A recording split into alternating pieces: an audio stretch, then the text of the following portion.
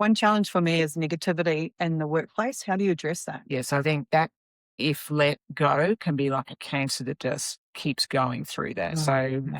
for me, from a leadership point of view, that has to be addressed immediately.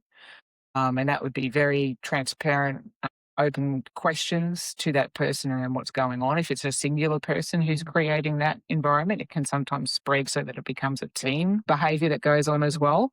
But if it's a particular individual that's driving it, that would be an opportunity to pull that person in, have a conversation with them around, are there certain things that need to be addressed that they're not happy about, encouraging and mentoring around how to actually have direct conversation if you've got a problem so that things can be resolved, and checking yourself as a leader around, is the environment emotionally safe or psychologically safe for people to bring the challenges that they're having directly to who needs to address it? And often that's not the case. So there's a couple of angles to look at.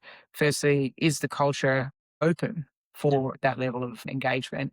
And if it's not, then obviously that needs to be addressed. If it's an individual who is a whinger, a complainer, who maybe is entitled or whatnot, then if that person is creating that culture and not willing to change in that space, sometimes we've got to make hard decisions around that, and that can lead as far as performance managing somebody out of the system if they don't want to change that, and if they're not going to directly address what's really going on. I think in some situations, you'll always find the one person whose cup is half empty. Yeah, yeah. It doesn't mean they're bad at their job. Right.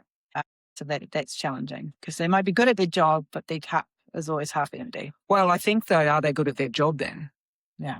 Because your job is not just what you come to do in performance or output. Yeah. So part of what you do when you come into a culture is you need to be able to be a fit in that culture.